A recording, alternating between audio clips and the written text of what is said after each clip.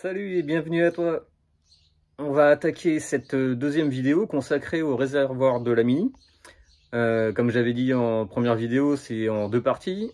La première partie, c'était le remplacement de la goulotte. La deuxième partie, c'est la peinture. Et le traitement du réservoir en interne en mettant de la résine. Et ben, je te propose qu'on y aille. C'est parti.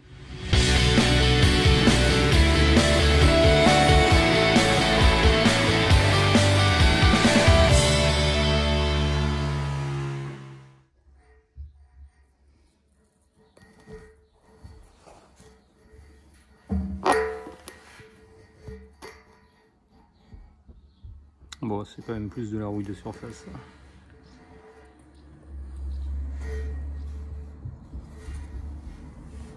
Je vais pas le traiter. Il y en a un peu au fond là.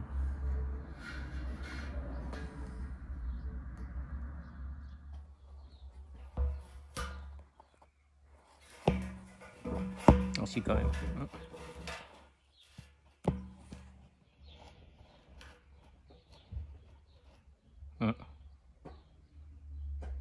Bon.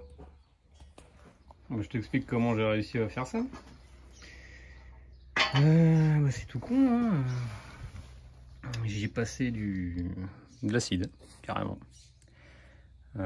Bizarrement, ça... Enfin, de l'acide à la base pour dérouiller.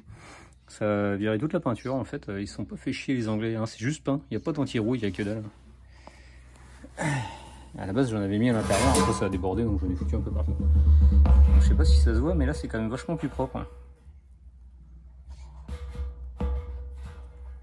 Ça me paraît quand même pas dégueu. Donc c'est pas si catastrophique que ça quand même, hein. C'est dommage, on voit pas très bien.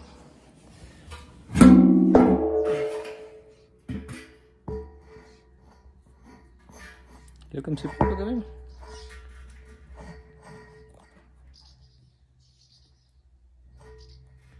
Bon là il reste encore un petit peu d'eau là qui stagne, mais je vais la virer. Je vais mettre de l'acétone dedans. Puis après je vais y poser un petit coup de résine, mais vraiment pas grand chose, hein. Juste une mini couche parce que là vraiment... Ouais, je me demande même si je vais en faire, hein.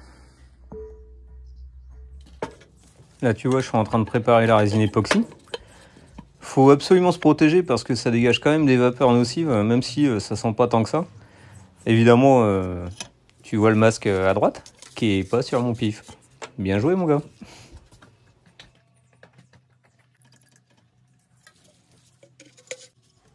Oui, je mélange avec un câble électrique, mais figure-toi que c'est vachement pratique parce qu'en fait, tu lui donnes la forme que tu veux. Et sur la fin, pour aller chercher les derniers morceaux, les derniers bouts, tu peux bien racler le fond. C'est super pratique comme truc.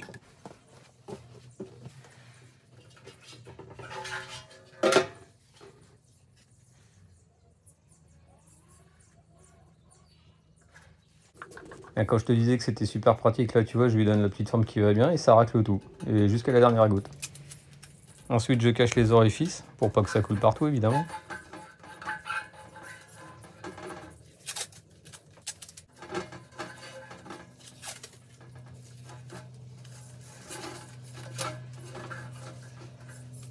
Bon là t'as vu, j'ai mis la résine. Ce qu'il faut faire, c'est toutes les 5 minutes changer de côté, histoire que ça se répartisse bien. Et attendre une bonne semaine le temps que ça sèche. Bien sûr, je peux attendre encore plus longtemps parce que c'est pas prêt d'être rempli, hein, d'essence. Donc ce que je vais faire entre temps, parce qu'au bout d'une journée, mine de rien, c'est quand même relativement sec, je vais pouvoir attaquer le ponçage. Et ensuite l'après, et ensuite la peinture. Okay. Et là tu vois le gars, plein de contradictions quand même, parce que je mets pas le masque quand je prépare la résine, donc j'en ai pris plein le pif. Par contre je le garde, alors qu'il n'y en a plus besoin. À niveau compétences, on est pas mal là.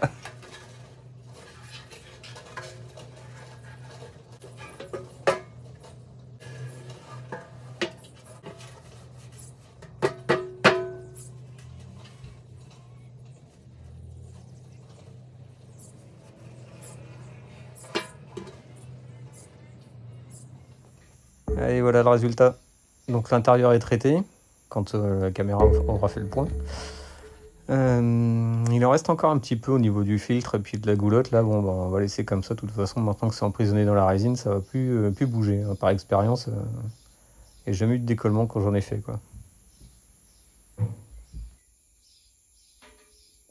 il a fallu poncer, il est plein de pètes. Je vais laisser comme ça, il y a des endroits assez cachés. Ça se verra pas. Je me suis bien fondu la gueule. Pour être honnête, la peinture est un peu plus que ce que je pensais, mais pas tant que ça non plus. Ouais, et là c'est l'après. Sur l'arbre, hein, c'est l'arbre à peinture, celui-là il est officiel. Je pense qu'on est plein comme ça à avoir un truc à suspendre à un arbre. Bah lui il est dédié vraiment qu'à ça, quoi. Un peu d'indulgence pour le cadrage, c'est mon fils de 5 ans qui est en train de prendre la vidéo.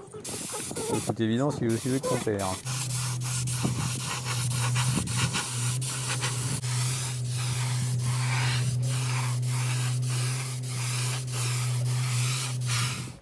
Et voilà le résultat. Bon là tu vois il y a quelques pètes, hein. Du haut des montages, sûrement des trucs qui traînaient dans le coffre, changement d'amortisseur, bon bref. Tu verras par la suite qu'il y en a quelques-uns qui ont miraculeusement disparu. Comme par magie. Bon bah en attendant que ça sèche, hein, glandage. Hein. Bon bah là quand t'as pas de témoin de ponçage, bah tu fais système D, hein. Tu sors une bombe de peinture noire et t'asperges d'assez loin, histoire de recouvrir un peu partout, et au ponçage il faudra faire disparaître toute cette peinture. Tant qu'il reste de la peinture noire, c'est qu'il faut encore poncer. Bon là j'en ai peut-être mis un peu trop. D'autant plus qu'au niveau de l'après, c'était quand même vachement chargé. Le problème que j'ai eu aussi, c'était que mon pistolet avait une buse vraiment trop petite. Pour l'après que j'ai pris, j'aurais peut-être même dû le diluer, et en fait ça me fait, regarde, ça fait des grains, ouais, c'est terrible. Enfin à enlever, ça va être quelque chose.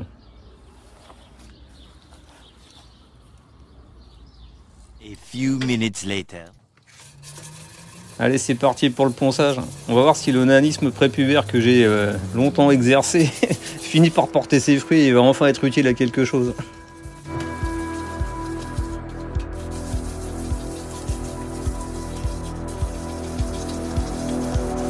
Et il ponce. Tu noteras aussi le degré de sécurité ultime où je ponce avec de l'eau sur un four branché au 220. Et il ponce encore.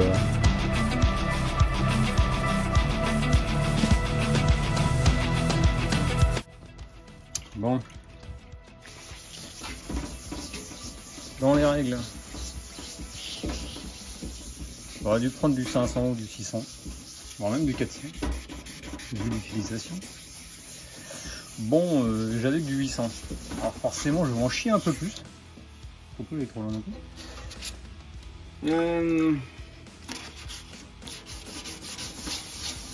Le but du jeu, c'est d'enlever tous les points noirs. Quand il n'y a plus de points noirs, et ben c'est bon. Je peux dire, c'est de l'après, j'en ai mis épais, quoi. Donc j'ai pas fini.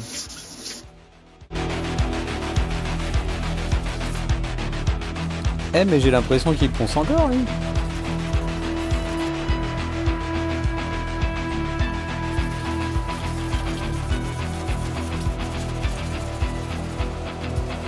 Bon alors pour te donner un ordre d'idée, j'ai mis environ 2h30 à tout poncer. Avec du papier 800, je te jure, c'est une galère sans nom. De toute évidence, mon activité adolescente a porté ses fruits parce que ça allait encore. Hein.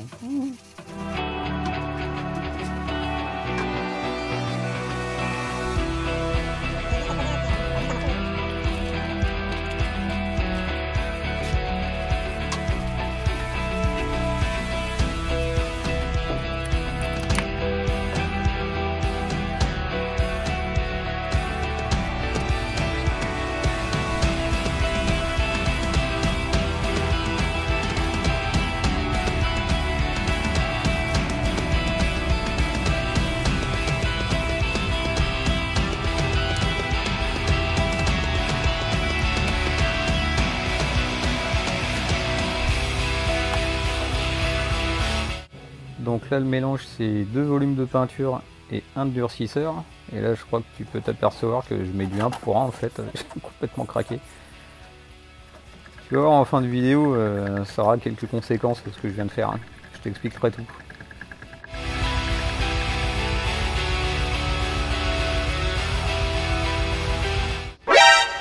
Admire l'oubli. Carrément laissé un gros chiffon dans le réservoir. Bon bah tant qu'à faire, hein, il va se servir à nettoyer un peu. Oh la vache. Sans tête.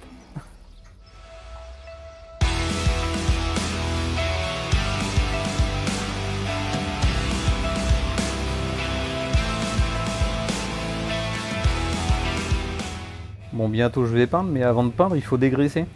Pour pas qu'il y ait des espèces d'œils de poisson, là, tu sais, ça fait des manques. Merci le tracteur. Donc là, en fait, astuce à pas cher, hein, je prends du vinaigre blanc, hein, c'est un super dégraissant naturel, on va dire, et surtout pas cher. Mais surtout, faut bien attendre qu'il s'évapore pour peindre par-dessus, parce que sinon, tu vas droit à la catastrophe. Hein. Bien attendre.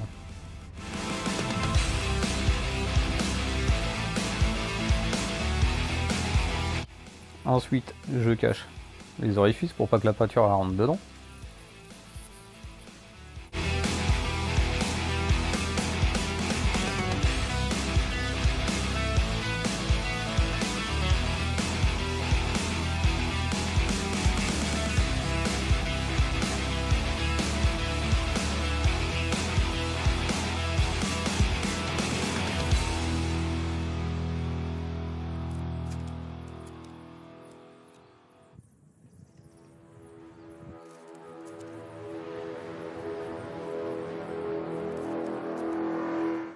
Allez, c'est parti pour la peinture à proprement dit, c'est l'étape finale. Là, faut pas se foirer. Toute la préparation, c'est 90% du boulot, mais bon, si tu chies encore cette étape-là, bon, bah, t'as plus besoin de continuer, hein, t'es obligé de recommencer. Donc là, j'applique un voile gentiment, tranquille. Je règle mon pistolet, je m'aperçois qu'il y a une couille avec la peinture, parce que depuis le temps que je l'ai préparée, elle commence déjà à prendre. Donc j'essaye au max de foutre le débit à donf. En plus il fait relativement chaud, c'est un peu la cata là. Et une fois que le voile est passé, bah, je charge.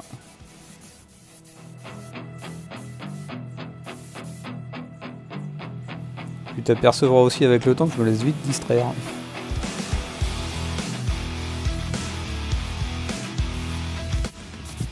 Bon allez, c'est parti pour la couche finale. Les solvants sont évaporés sur la première couche. Clairement, ça tire vraiment trop vite. La peinture est en train de sécher à une vitesse pas possible. Je charge à mort, le débit est à fond, j'ai augmenté la pression. Et puis je fais des passes vraiment très lentes pour charger au max. Et même en y allant vraiment tout doucement, il n'y a pas une seule coulure qui arrive, c'est un truc de dingue, quoi. Tellement ça tire et ça sèche trop vite. Donc tu vois l'histoire du durcisseur juste derrière là, qui est en fait trop dosé, ça commence à sérieusement foutre la merde, quoi. Mais c'est pas grave, j'y vais quand même, hein. Confiant le gars, hein. Plus le vent se lève, hein. Le gars il charge, et il charge, et il charge. C'est la fin de mon godet. Je vois bien que ça tire trop, il y a de la peau d'orange, c'est moche comme tout. Et je charge à mort, allez vas-y, mais vas-y mon gars, fais-toi plaisir, vite ton pétard.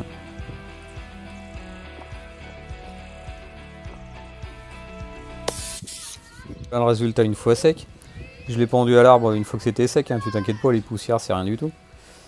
Mais bon, on s'aperçoit que dans les reflets, il y a des couilles, hein, quand même. Hein. Tu vois là, hop, là, ça vient de tourner. Alors ça peut être satisfaisant pour certains, mais pas pour moi.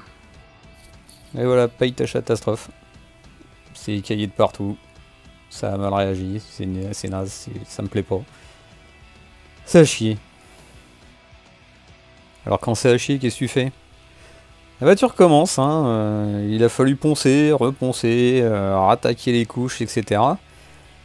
Et puis pas faire les mêmes conneries qu'avant, hein, sans déconner. Parce que bon, je veux bien être con, mais au bout d'un moment, faut que ça s'arrête. Donc j'ai bien dosé la peinture. Et je l'ai fait au dernier moment avant de peindre. Parce que l'autre fois j'avais vraiment attendu trop longtemps, au bout de 10 minutes je crois, j'avais commencé à peindre, hein, c'était la catastrophe. Et puis surtout, je l'ai pas fait en plein cagnard, même s'il y avait la tonnelle, la dernière fois je l'ai fait, il devait être 11h, 11h30, il devait déjà faire 26 ou 27 degrés, c'était carrément de trop.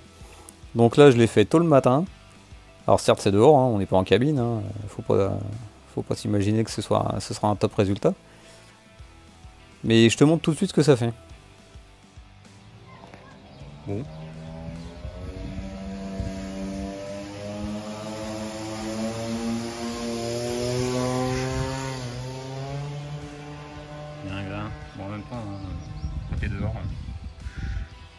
C'est normal que ça chie.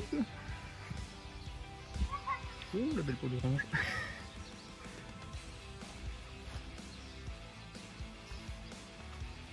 Allez, ça va. On est pas mal.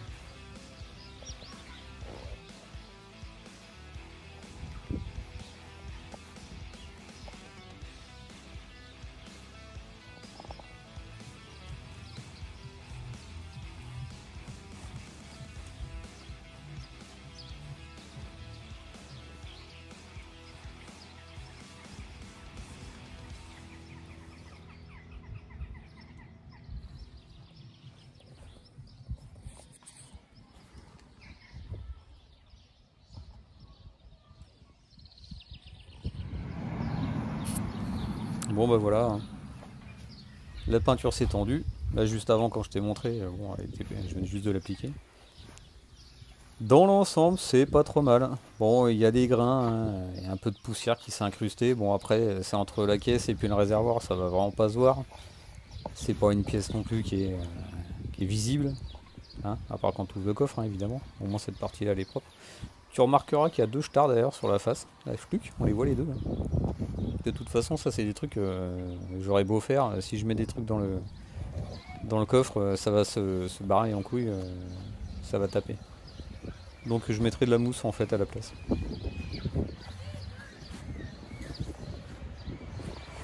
Bon alors qu'est-ce que t'en penses, ça brille non? C'est tendu. Tiens, il y a le contrôleur.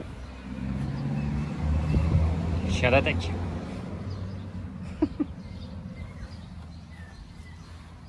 Bon, je pense que c'est satisfaisant hein, quand même. Là, c'est sec. Tu vois les 2 pètes là? 1 et 2. Donc là, je vais mettre de la mousse pour protéger plus tard pour ce qu'il y a dans le coffre. Si ça se balade, bah, n'ayez pas à impacter encore plus le réservoir, quoi. Ok? Qu'est-ce que t'en penses? Bah, moi je dis quand même, pour un truc fait dehors, c'est quand même pas mal. Bon, t'as vu, ça se fait pas sans mal hein, de restaurer juste une pièce. Bon, en plus, c'est une des plus grosses hein, qui existe sur la Mini. Le réservoir, je crois que c'est ce qu'il y a de plus gros en fait, hein, avec le moteur ou les berceaux au pire, mais bon. Pour la petite anecdote, j'étais quand même pas mal emmerdé parce que les produits que j'ai utilisés, ils n'étaient pas miscibles entre eux. Pour tout expliquer, l'après-phosphatant que j'ai mis là, qui fait office d'anti-rouille en même temps, bah, il y a eu une sale réaction avec la peinture que j'ai mis, la peinture solvantée. Donc il a fallu que je redécape et que je recommence le tout. Et là, bah, le résultat que tu as vu, c'était à au deuxième essai en fait. Hein. Donc sur cette note d'encouragement, je vais m'attaquer bientôt au train. Le réservoir, bah, ça fait une expérience, faut être honnête. On sait, enfin je sais maintenant ce qu'il faut utiliser et pas utiliser. Si tu veux continuer à me suivre, bah, n'hésite pas, hein, tu t'abonnes, tu actives la cloche, etc. Les trucs habituels. Et puis on se retrouve dans une prochaine vidéo. Allez, bye bye!